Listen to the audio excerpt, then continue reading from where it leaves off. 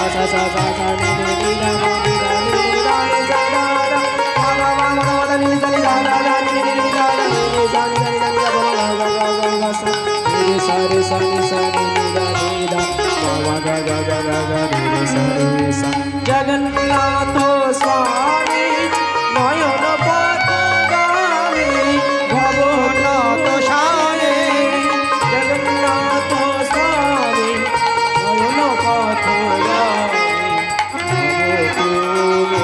সবাই মিলে বলুন কদাচিৎ কালিন্দে তত বিপিন সন্ধিত তরল উদাভিনারী বদন কমল স্বাদ মধুপ শিবশোরগণ সার্চিত পদম জগন্নাথ স্বামী নয়ন পথগামী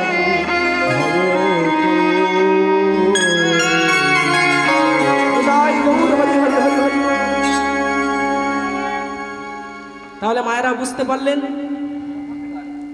সেই বৃন্দাবনের সাক্ষাৎ গোবিন্দকে আপনারা দেখেছেন যারা যারা জগন্নাথ দেবকে দর্শন করেছেন।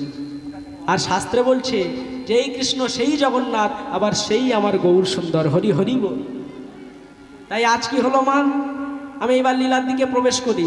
আজ কি হলো, গোবিন্দ ঘোষের কাছে এসেছে, গোবিন্দ ঘোষ গৌর হরির চরণ দুটো জড়িয়ে ধরেছে, বলে প্রভু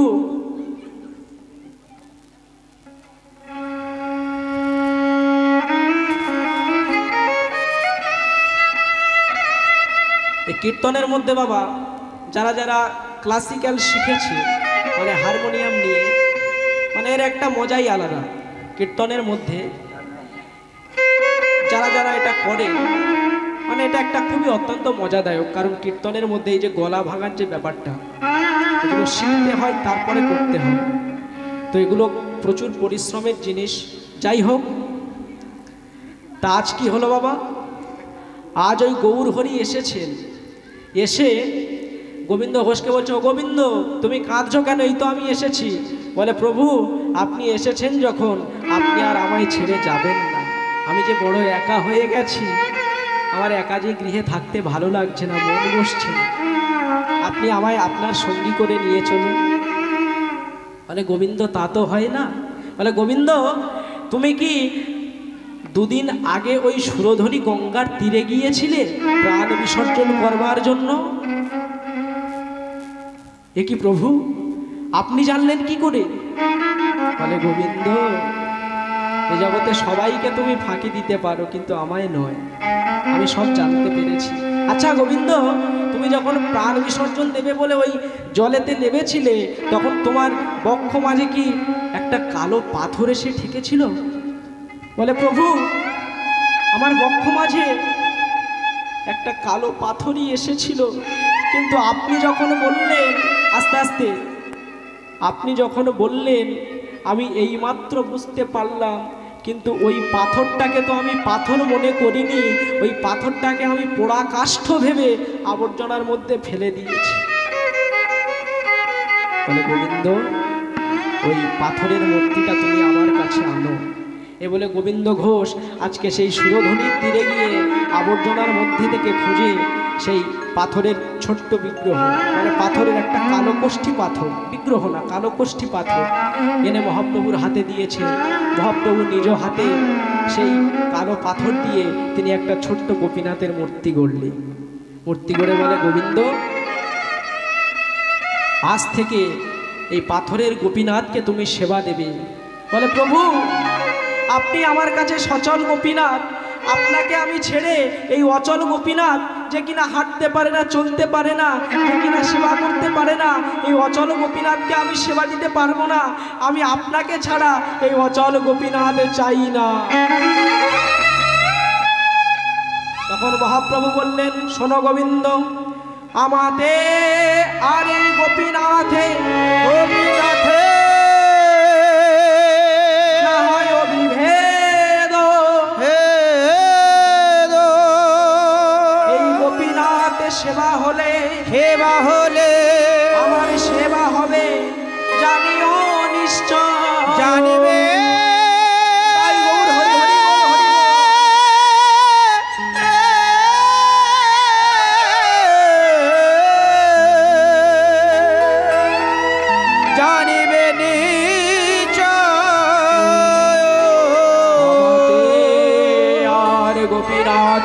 গোপীনাথে একই অঙ্গ গোপীনাথে সেবা দিয়ে সেবা পাবো তুমি জানিও নিশ্চয়। জানিও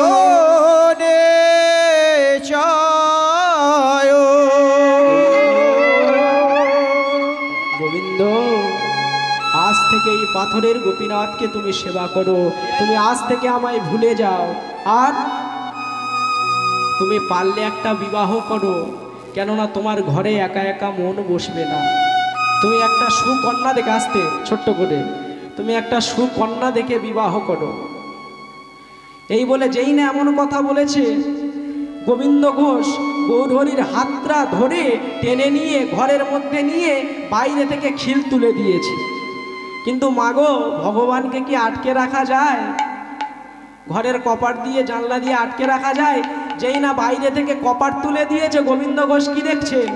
দেখে ঘরে ও গোরা বাইরে গোরা, হরি হরে ও গোরা বাইরে গোরা, দেখে ঘরে গোরা বাইরে গোরা, ঘরে গোরা বাইরে গোরা, তুহু মাঝে গোরা গোরা, ঘরে ও গোরা বাইরে গোরা। বলে তুহু মাঝে গোরা গোরা, ঘরে গোরা বাইরে গোরা, তুহু মাঝে গোরা গোরা, ঘরে ও গোরা বাইরে ও গোরা। বলে তুহু মাঝে গোরা গোরা, ঘরে গোরা বাইরে গোরা, তুহু মাঝে গোরা গোরা, বলে কি দেখিলাম কি দেখিলাম, বলে হরি মাঝে গোরা গোরা, কি দেখলাম কি দেখলাম, তুহু মাঝে গোরা গোরা, বলে কি দেখলাম কি দেখিলাম, তুহু মাঝে গোরা গোরা, কি দেখলাম কি দেখিলাম, তো মাঝে গোরা গোরা, কি দেখিলাম কি দেখলাম, ঘরে গোরা বাইরে গোরা, গোরা বাইরে গোরা। ভগবানকে আটকে রাখা যায় না মা। ভগবান বেরিয়ে চলে গেলেন। কিছুদিন যেতে না যেতে গোবিন্দ ঘোষ কি করলেন? একটা সুকন্যা দেখে বিবাহ করলেন। স্ত্রীর নাম হলো মাধবী। বিবাহ করে তারা তাদের দিন বেশ সুখে কাটে। আর সেই পাথরের গোপীনাথকে গোবিন্দ ঘোষ ভিক্ষা করে এনে সেবা দেয়।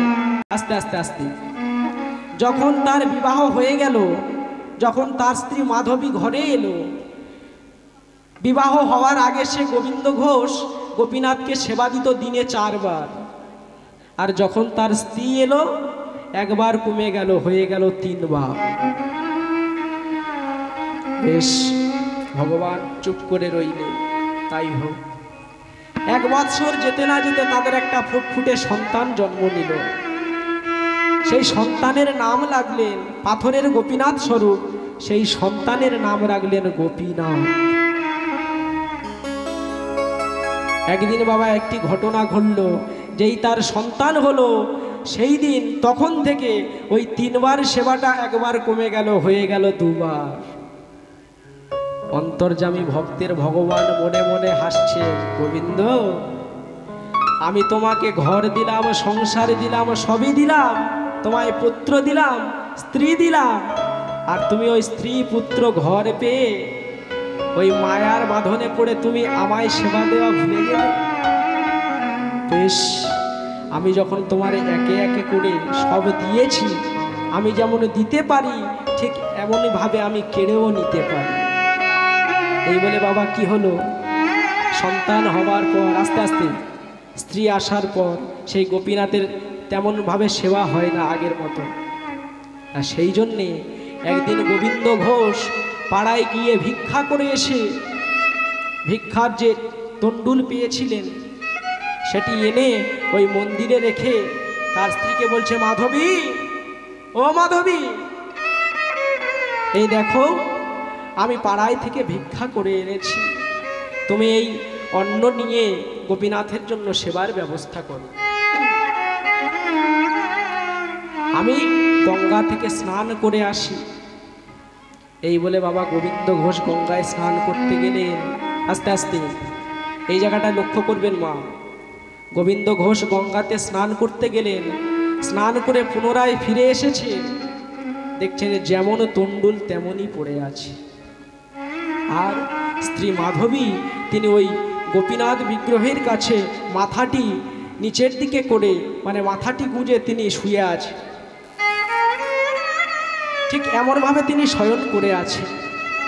যখন এমন ভাব দেখলেন তখন গোবিন্দ ঘোষ মাধবীর অঙ্গে হাত দিয়ে বলছে, মাধবী, তোমায় আমি বলে গেলাম তুমি গোপীনাথের জন্য সেবার ব্যবস্থা করো, আমি গোপীনাথকে সেবা দেব, কিন্তু যেমন তন্ডুল তেমন পড়ে আছে। মাধবী, ও মাধবী, মাধবী, এই বলে যাই না মাধবীর অঙ্গে হাত দিয়েছে, দেখলেন মাধবী আর কথা বলে না, মাধবী আর অঙ্গ নাড়ে না, মাধবী যেমন ছিলেন আর তেমন নেই, ইহলোক ত্যাগ করে পরলোকে গমন করেছে।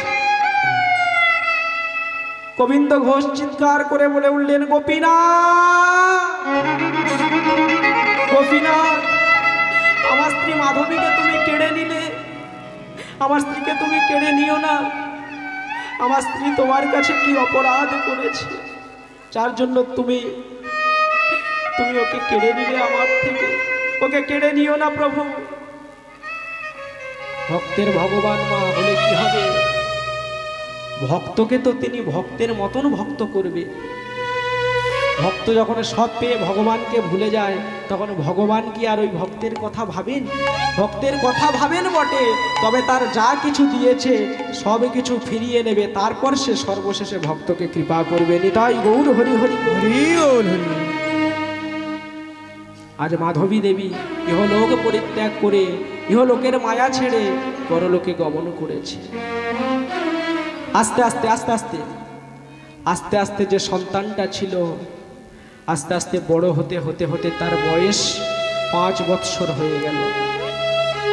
যখন 5 বৎসর বয়স হলো, এতটুকু শিশু সে যখন এই দুনিয়াটাকে একটু দেখতে শিখলো, যখন সে কথা বলতে শিখলো, তখন সে চারিদিকে যায়, সবাইকে দেখতে পায়, সব মা তার সন্তানকে কোলে করে নিয়ে তাদের বদনে কত চুম্বন করে, কত আদর করে, কত ভালোবাসে। আর সে পাড়ায় পাড়ায় ঘুরে কাঙালের মতো, তাকে কেউ কোলেও তোলে না, কেউ বদনে চুম্বনও করে না। কতটা দুঃখ বলো মায়েরা। একদিন সেই গোপীনাথ তার পিতার কাছে এসে পিতার গলাটা জড়িয়ে ধরে বলছে, পিতা, আচ্ছা পিতা, তোমায় আমি একটা কথা জিজ্ঞাসা করব। বলে, কি হয়েছে বলো বাবা। বলে, পিতা, এ জগতে সবার তো মা আছে, ওই পাড়ায় পাড়ায় আমি ঘুরে ঘুরে দেখি, এ জগতে প্রত্যেক মা তার সন্তানকে নিয়ে কত আদর করে, কত ভালোবাসে, তার বদলে কত চুম্বন দেয়। ভক্তিমতী মায়েরা, শ্রদ্ধেয় বাবারা, এ জগতে যে মা হারা হয়েছে মা, সেই একমাত্র জানে যে মাকে হারানোর বেদনা, মাকে হারানোর যন্ত্রণা কতখানি। এ জগতে প্রত্যেক মানুষকে পাওয়া যাবে, কিন্তু মায়ের ভালোবাসার মতো ভালোবাসা এ জগতে আর দ্বিতীয় হবে না। ভগবানকে ভালোবাসার চেয়েও ভগবান বললেন, আমায় ভালোবাসার আগে, আমাকে সেবা করার আগে আস্তে আস্তে তুমি তোমার পিতামাতার চরণকে আগে সেবা করো, তাদেরকে আগে সুখী করো, তারপর তুমি আমার কাছে আসবে। পিতামাতাকে দুঃখ দিয়ে অনেকে আছে বাবা, পিতামাতাকে সেবা দেয় না, দিনান্তে পিতামাতার চরণে প্রণাম করে না। আমাদের ওই দিক থেকে আসে বাবা কিছু কিছু মানুষ, তারা আবার এসে ওই তারকেশ্বর ধাম থেকে জল নিয়ে যায় বাবার মাথায় ঢালবে বলে। ওতে কোনো কাজ হবে বাবা? নিজের বৃদ্ধ পিতামাতাকে সেবা দাও না, তুমি ওই বাবার মাথায় জল ঢাললে বৃথা জল ঢাল, তাই না মা? সেই জন্যে আজকে গোপীনাথ বলছে, বাবা পিতা, সবার তো এই জগতে মা আছে, কিন্তু আমার তো মা নেই। বলো না, আমার মা কোথায়? সে তো কোনোদিনও আমায় কোলে নেয় না, সে তো কোনোদিনও আমার বদনে চুম্বন দেয় না। আমার মা কোথায় বলো না পিতা? গোবিন্দ ঘোষ গোপীনাথকে জড়িয়ে ধরে বলে, ওরে গোপীনাথ, গোপীনাথ, এই দেখ, আমি তোর মা, আমি তোর বাবা, আমি তোর সব। কোনো কথা শোনে না, বলে আমার মাকে তোমায় এনে দিতেই হবে। যখন এমন করছে, বায়না ধরেছে, ও তো জানে না ওর মা মারা গেছে। তখন গোবিন্দ ঘোষ বললেন, ওই যে গোপীনাথ, ওই গোপীনাথের কাছে গিয়ে তুই জিজ্ঞাসা কর, ওই পাথরের মূর্তির কাছে গিয়ে তুই জিজ্ঞাসা কর। কি করবে মা? কিছুতেই বুঝতে চাইছে না। বাচ্চা ছেলে, ও তো বোঝে না, তাই ও সেই পাথরের গোপীনাথের কাছে এসে গোপীনাথের চরণটা জড়িয়ে ধরে বলছে, আচ্ছা তুমি কি বলতে পারো আমার মা কোথায়? আমার পিতা যে বললো তোমার কাছে জিজ্ঞাসা করতে। ছোট্ট ছেলে মা, কেমন বেদনা দেখো। গোপীনাথের চরণটা জড়িয়ে ধরে বলে, প্রভু হে, আমায় বলে দাও,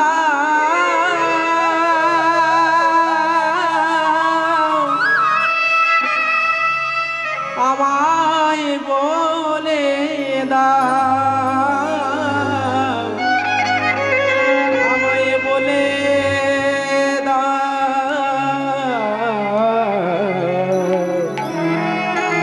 কোথায় আমার মা? নিতাই গৌর হরি হরি বল, হরি বল। আমায় বলে দাও ও গো ঠাকুর, বলো কোথায় আমার মা? বলে দাও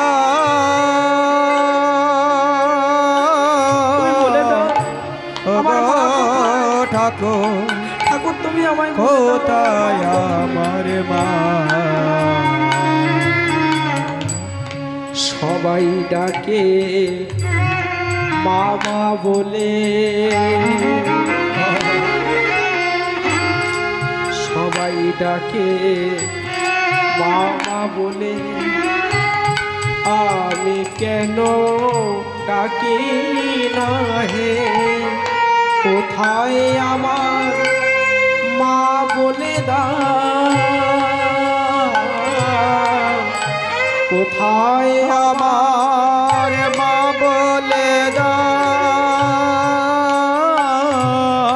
আমি দেখি তার চাঁদ বদন, কোথায় আমার মা? তাই গৌর হরি হরি বলে দাও, কোথায় আমার মা? কোথায় আমার মা? আমি মায়ের কোলে ঘুমাইব, ঘুমাইব, আমার মায়ের কোলে ঘুমাইব, মায়ের কোলে ঘুমাইব আমি মা মা বলে ডাকিব আমার মায়ের কোলে ঘুমাইব বলে মামা বলে ডাকিব বলে কোথায় আমার মা বলে দাও আমি মামা বলে ডাকিব কোথায় আমার মা মামা কোথায় আমার মা। আস্তে আস্তে আস্তে এমন ভাবে অকুণ্ঠিত স্বরে আজ গোপীনাথের চরণটা জড়িয়ে ধরে নয়নে জলে তিনি বক্ষটা ভাসিয়ে দিচ্ছেন সেই ছোট্ট ছেলে। এখন সেই চরম সময়ে বাবা দেখতে দেখতে যখন এমন করে কাঁদছেন, তখন যেই না গোবিন্দ ঘোষ তার সন্তানটাকে জড়িয়ে ধরবার জন্য যেই না সেই বিগ্রহের সম্মুখে এসেছেন, এসে দেখছেন কি তার সেই সন্তানের বদন হতে ঝলকে ঝলকে বহিছে রক্তের ধার। তার সেই সন্তান ছটফট করে পিতা গোবিন্দ ঘোষ সন্তানটাকে পক্ষে জড়িয়ে ধরে নিয়েছে। সেই সন্তানটা বদন হতে ঝলকে ঝলকে রক্তের ধারা ঝরছে।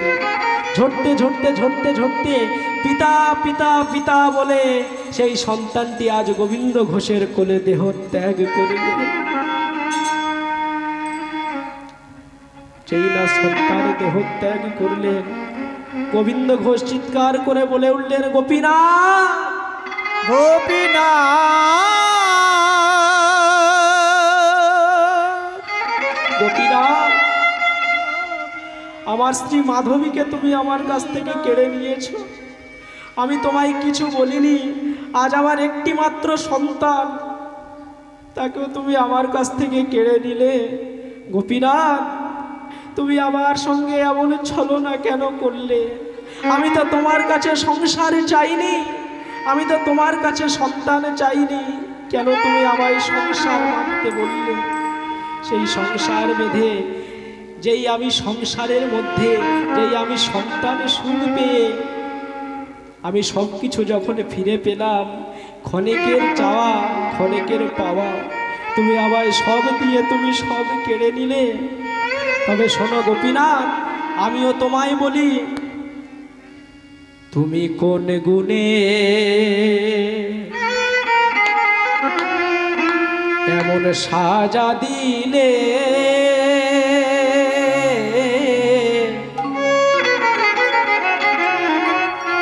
বলে দা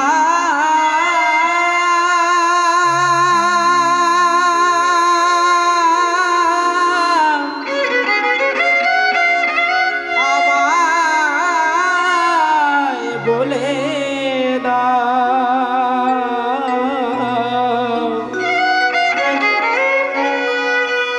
আমায় সব দিয়ে তুমি সব কেড়ে নিলে। গোপীনাথ, আজ থেকে তুমিও জেনে রাখো, আজ থেকে আমি তোমার এই বিগ্রহে আস্তে আস্তে আজ থেকে আমি তোমার এই সেবিত মন্দিরে আমার দ্বারাই আমি তোমায় সেবা দিয়ে তোমার মন্দিরকে আমি স্থাপন করেছি। আজ থেকে আমি কথা দিলাম, আজ থেকে আমি তোমার মন্দিরে সেবা দেব না, তোমাকে আমি না খাইয়ে রাখবো, আর আমি নিজেও খাবো না। দেখি তুমি এই ভক্তকে আর কত পরীক্ষা নিতে পারো। বাবা, সেই পূর্বে বলেছেন না যে তুমি সন্ন্যাসী হতে চাও, তোমার মধ্যে কাম বাসনা কিছু আছে। তিনি বললেন যে আমার মধ্যে কিছু নেই, তাই তিনি সব কিছু ত্যাগ করে যখন গৌর হরির চরণে নিজেকে উৎসর্গ করেছেন, নিজেকে সঁপে দিয়েছেন, সেই থেকে কিন্তু শুরু হয়ে গেল কি না ভগবানের কাছে ভক্তের পরীক্ষা দেওয়া। প্রকৃত ভক্ত যে হবে তাকে প্রতি পদে পদে পরীক্ষা দিতে হবে। গোবিন্দ ঘোষ আজকে পাগলের ন্যায় বলছে, গোপীনাথ গোপীনাথ, আজ থেকে তুমিও শুনে রাখো, তোমার এই মন্দিরে তোমার বিগ্রহে আমি আর সেবা দেব না। আর আজ থেকে তোমায় যেমন সেবা দেব না, আমিও তেমনই সেবা করব না, আমিও অনাহারে থাকবো। দেখি তুমি আমায় আর কত কাঁদাতে পারো, তুমি ভক্তকে কত চোখের জল ফেলাতে পারো। স্ত্রী ছিল, স্ত্রী মারা গেল, সন্তান ছিল, সেও মারা গেল। আজ পাগলের ন্যায় হয়ে গোবিন্দ ঘোষ আজ অঞ্চলটা পেতে গোপীনাথকে বলছে, গোপীনাথ, গোপীনাথ রে, ওই তাকিয়ে দেখ গগনে যে অনেক বেলা হয়ে গেল, তুই আমার কাছে সেবা চাইবি না? রে গোপীনাথ, আমি তোকে সেবা দেব, পুত্র সন্তান সবকিছু হারিয়ে ফেলেছে, পাগলের মতো হয়ে গেছে, আমি তোকে সেবা দেব, আয় তোকে আমি সেবা দেব, তুই আমার কাছে আয়। গোপীনাথ, গোপীনাথ, গোপীনাথ বলে নয়নের জলে ভাসছে। ভক্তের ভগবান একদিন, দুই দিন সবকিছু যায়, পরপর দিন চলে যায়, সময় বয়ে যায়।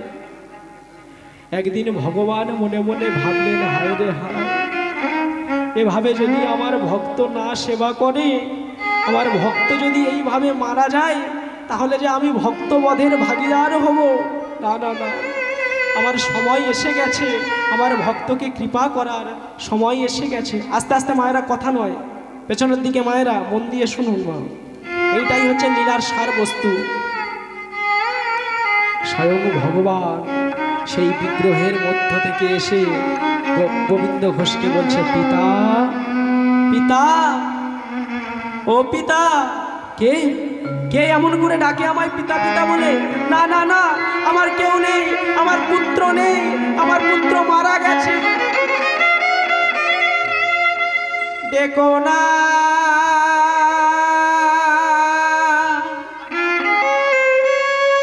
আমায় পিতা পিতা বলে।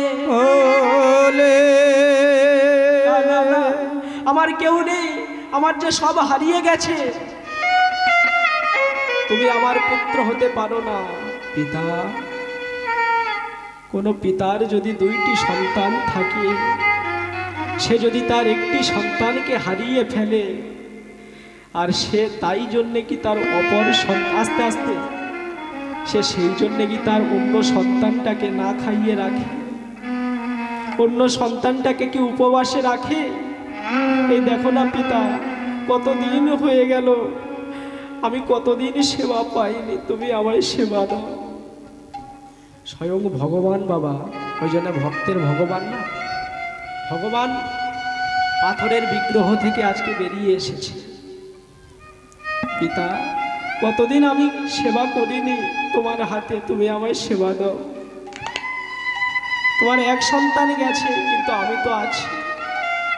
যেই এমন কথা বললেন, গোবিন্দ ঘোষ মতিভ্রম কেটে গেল বাবা, নয়নের জলটা মুছে গোপীনাথকে বলছে, গোপীনাথ, তাহলে তুই আমার কথা দে গোপীনাথ, ঠিক যেমন তুই আমার পিতা বলে ডাকলি, ঠিক এমনি করে যেই দিন আমার অন্তিম সময় এসে যাবে,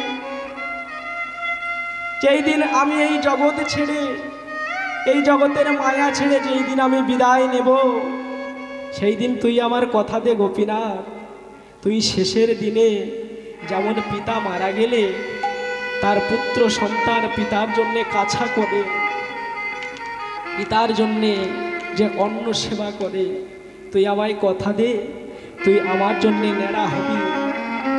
একটা পুত্র যেমন পিতার জন্যে যে ক্রিয়া করে, তুই আমার জন্যে ঠিক তেমনভাবে কাছা বাঁধবি, তুই তেমনই আমার সৎকারের জন্য, আমার সৎকারের পরে তুই অন্ন সেবা করবি।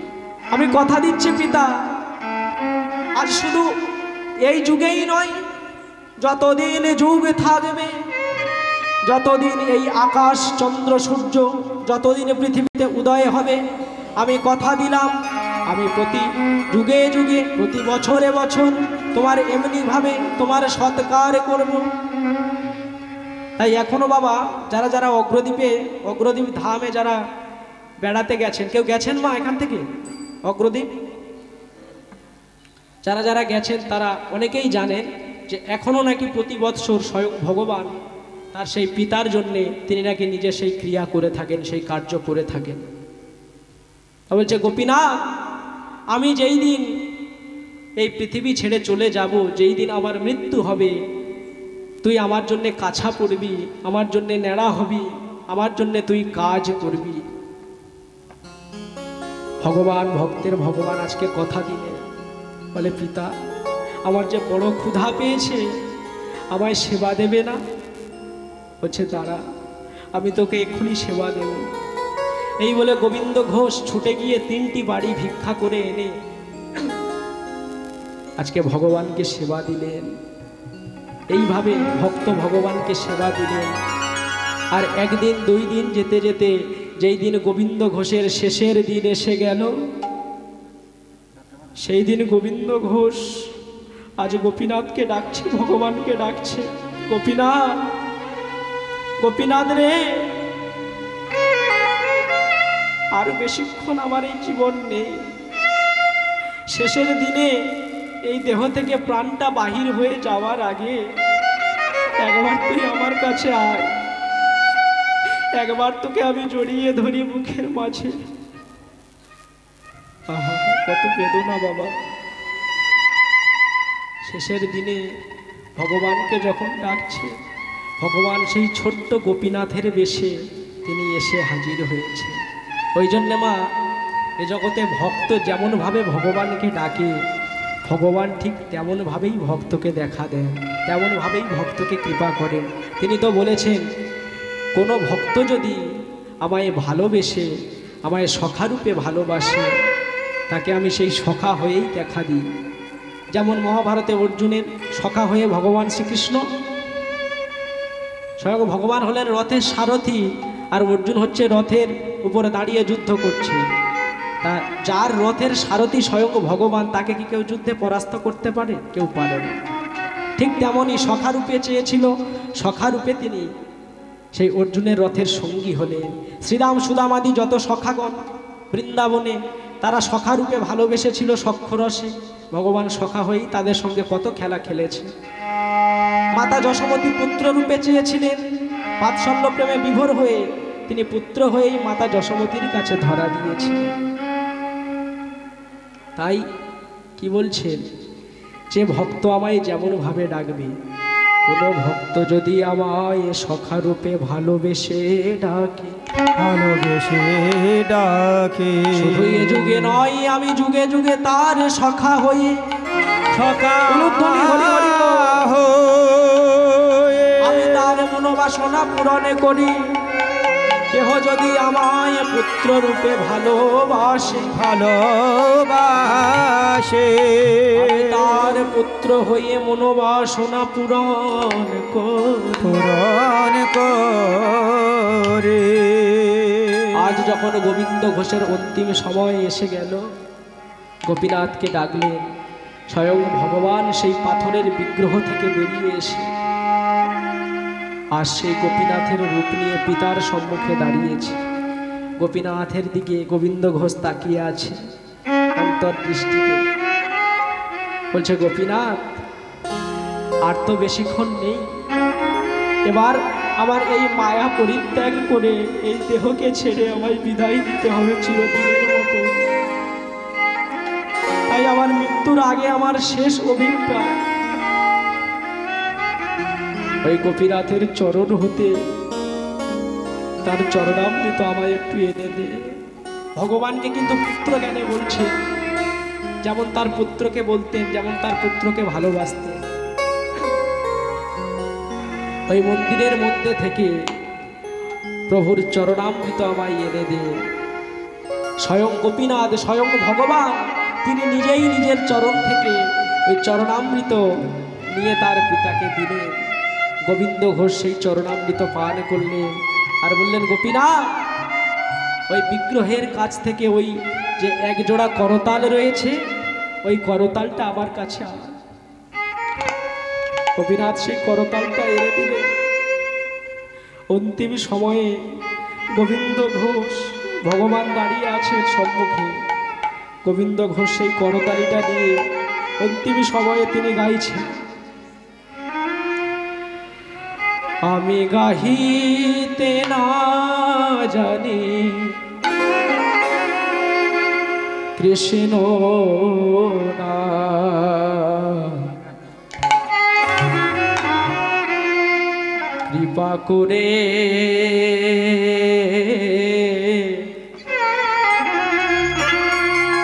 দয়া করো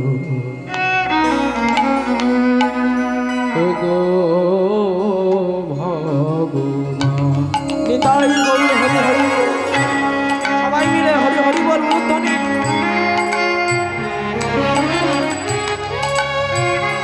হরি হরি বল।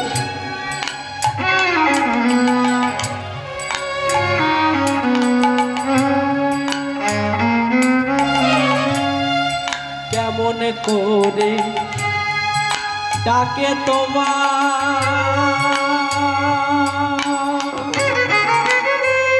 দয়াময়, কেমন করে ডাকে তোমার আমি তাও তো জানি না। অন্তিম সময় তোমার চরণে আমার এই যে প্রার্থনা, দয়া করো ওহে দয়ার সাগর,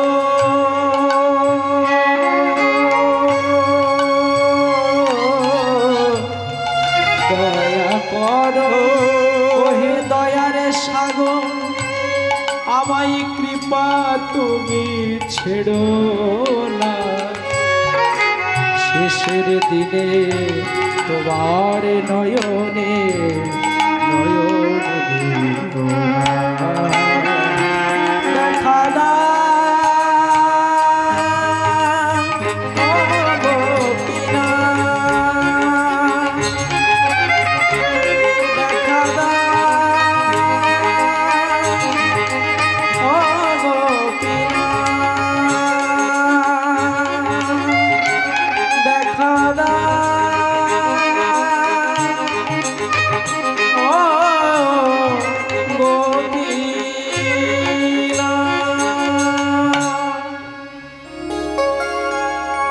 ভগবান সামনে দাঁড়িয়ে আছে, কি অপূর্ব শোভা।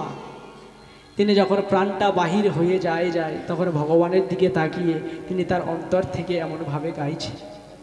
আর সর্বশেষে তিনি ভগবানকে বললেন, প্রভু যদি কোনো জন্ম বলে জন্ম থাকে, পর জন্মে যদি আমি মনুষ্য হয়ে জন্ম নিই, আমি যেন তোমার চরণের কৃপা লাভ করতে পারি। এই বলে তিনি সর্বশেষ সেই বিগ্রহের চারিপাশে তিনি করতালটি নিয়ে তিনি ঘুরে ঘুরে গাইছেন, হরে কৃষ্ণ হরে কৃষ্ণ। তার শেষ গান এটি। এই গানটি গাইতে গাইতে তিনি মৃত্যু বরণ করবে। তাই সবাই মিলে আপনারাও আমার সঙ্গে সঙ্গে গান নিতাই গৌর হরি হরি বল সবাই মিলে। আচ্ছা গোবিন্দ ঘোষ গাইছে, আমরাও সবাই মিলে গাইব তার মতো। হরে কৃষ্ণ হরে কৃষ্ণ কৃষ্ণ কৃষ্ণ